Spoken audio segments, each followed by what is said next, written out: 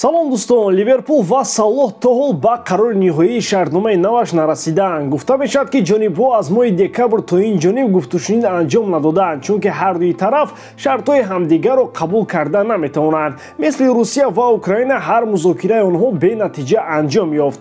Имрӯз мо дар бораи ана ҳамин хабари на он қадар хуш барои мухлисони Ливерпул гап мезанем, ки ба эҳтимоли зиёд тарки даста мекунад. Ба куҷо гузаштани ӯро ки варианти беҳтар аст имрӯз пайдо мекунем. Аз шумо фақат ҳамин хоҳишро дорем, ки видеои моро тамошо карда гузашта наравед. обуна шудан ва ба зангула зер кардан ягон зарар надорад. Баръакс, аз видеои нави мо ки ҳар рӯз меборянд метавонед сари вақт бохабар шавед. Акнун дар ягон ҷо баъз рӯшнед, мо бошад сар мекунем. Дӯстон, моро бозиҳои мунтахабҳо барои баромадани ҷоми ҷаҳон 2022 интизор аст. Шветсия дар майдони худ Чехияро пешвоз мегирад. Зардкабудҳо дар ин ақобат фаворит ҳастанд, аммо ба хотир гиред, ки дар тими меҳмонон Патрик Шик ҳунарнамоӣ мекунад, ки дар ин мавсим бегол майдонро тарк намекунад.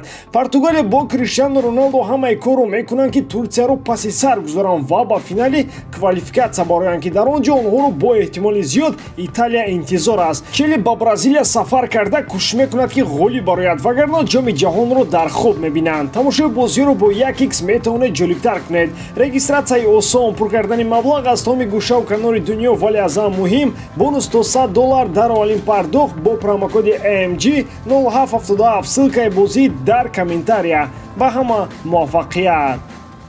мавсими имсолаи футбол оҳиста-оҳиста ба хотимаи худ наздик мешавад. То кушода шудани равзанаи трансферӣ мерсайдиҳо бояд сари ин масъала биандешанд, вагарна Салоҳ даро аз он тараф мепӯшад ва бехайру хуш ба дастаи дигар мегузарад.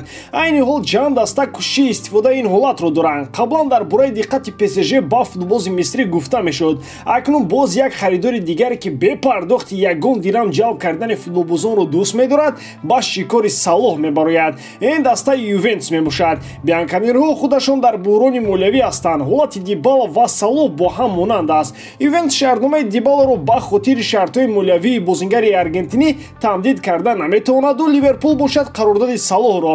аз ин ҷо суоле ба миён меояд, ки агар пул барои ҷайбҳои Дибала пайдо нашуд, пас иштиҳои Салоҳро чӣ гуна онҳо қаноатманд карда метавонанд. ин ҳам дар ҳолест, ки ба фарқ аз Англия дар Италия маоши камтар пешниҳод мекунанд. худатон қазоват кунед.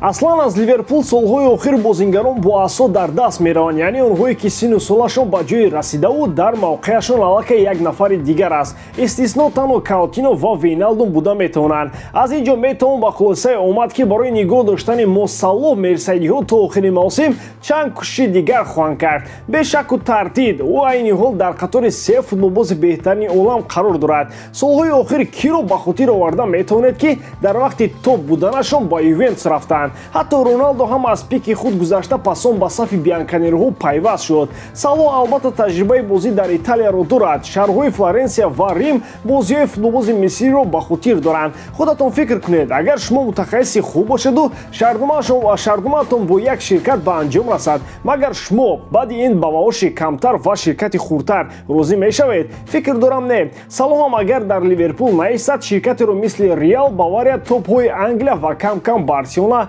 интихоб хоҳад кард. Борусия Дормунд ба рафтани Эрлинг Холланд омода мешавад. Дормундиё дар ҷустуҷӯи ҳамлагари марказӣ ҳастанд. роҳбарият исми чанд футболбозро дар даст дорад, ки аз байни онҳо яке интихоб мегардад. дар шортлисти Борусия чунин футболбозон ҳастанд: Себастьян Аллер аз дастаи Аякс, Патрик Шик аз Байер, Саша Калайҷич Штутгар ва ҳамлагари 19-солаи дастаи Спарта Адам Гложек. абарҳои футболии Аврупо ба шикори Холланд даромаданд. Манчестер Сити, Реал, Бавария, Барселона дар қатори онҳо ҳастанд. бо эҳтимоли зиёд амлагари ҷавони норвегӣ сафи Дормундиёро пас аз мавсими ҷорӣ тарк мекунад.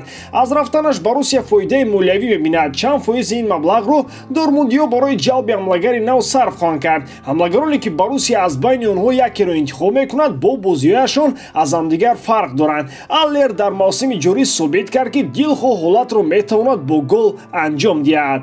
махсусан дар лигаи чемпионҳо Аллер нишон дод ки ӯ маҳорати хуб дорад. дормундиҳо ки иштирокчии пайвастаи ин мусобиқа ҳастанд метавонанд дар интихоби ҳамлагари нав ҳамин ҳолатро асоси воқеӣ барои ҷалби ӯ ҳисоб кунанд. пӯшиданест ки Боруссия ҷавононро ба сафи худ ҷалб карда хеле хуб ба воя мерасонад. маро ин варианти ҷалб кардани Адам Гложекам ба ҳақиқат наздик менамояд. Гложек танҳо 19 сол дорад. дар мавсими ҷорӣ ӯ дар 25 бозӣ 6 гол зада 10 асист кардааст. Боруссия метавонад аз ин футболбоз барои худ холланди нав созад. чанде Эрлингҳо ба Дормунд омаданду рафтанд, вале даста ҳуввияти худро аз даст надод. чунон менамояд ки баъд аз рафтани Эрлинг ҳам Боруссия дар сатҳи худ мемонад.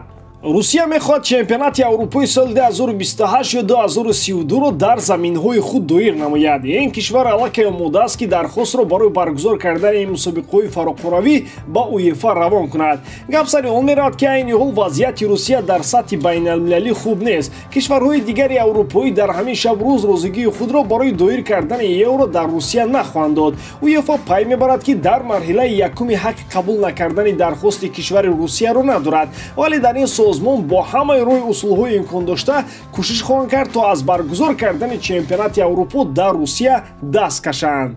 гуфта мешавад ки роҳбарияти УЕФА музокираи ғайриновбатиро баргузор хоҳад кард ки мавзӯи асосии он ғайриқобили қабул шумурдани дархости русо хоҳад буд. ғайр аз Русия ҳамчунин кишварҳои Британияи Кабир ва Ирландия барои доир кардани чемпионати Аврупо дархост равон карданд. метавон пай бурд ки мусобиқаи фароқоравиро ба яке аз ин ду кишвар хоҳанд дод. УЕФА кишвари Русияро як тараф мемонад, ҳатто агар барои ин чанд банде аз низомномаи УЕФА ҳам риоя нагарданд. ин созмони футболӣ роҳ нахоҳад дод ки чемпионати Аврупо ба Русия равад. танқидкунандаи асосии Месси дар ПСЖ собиқ бозингари ин даста Жером Ротен аст. чунон менамояд ки ӯ ҳар бозии нокоми футболбози аргентиниро интизор мешавад ва ҳамеша чанд гапи гарму ҷӯшон барои ин футболбоз дорад. баъди шармандагӣ дар лигаи чемпионҳо Ротен умуман ба авторитети Месси ва Неймар таваҷҷӯҳ накард ва чанд сухани тезро ба нишонии онҳо равон намуд. ин навбат Ротен аз Месси даъват кард ки умуман аз ПСЖ равад. шумо дар ҳақиқатан фикр мекунед 10 рӯзи дар ҳаёти мунтахаби Аргентина будан ба Месси кӯмак мерасонад? Не, ман ба ин бовар надорам. будани Месси дар ПСЖ ба қиссаи ишқу муҳаббат табдил наёфт, балки баръакс шуд. ӯро лозим аст ки тобистон аз сафи даста биравад. ин барои ҳама фоиданок хоҳад буд, гуфт собиқ бозингари парижиё.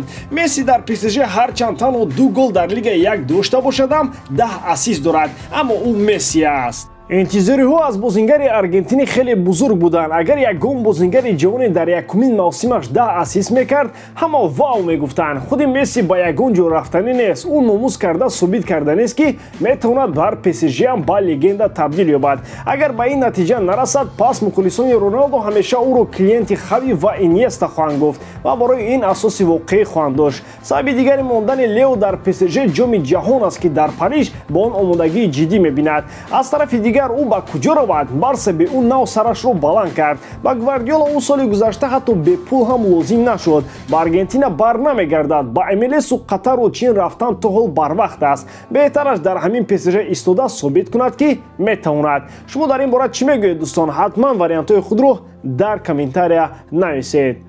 ба ҳамин тамом бори дорам ки эҷодкории ман ба шумо писанд меояд. лайк, комментария ва дар канал обуна шуданро аз ёд набароред. бо шумо мисли ҳар вақта Муҳаммад Гаиров. хай бародарон, дар паноҳи Аллоҳ.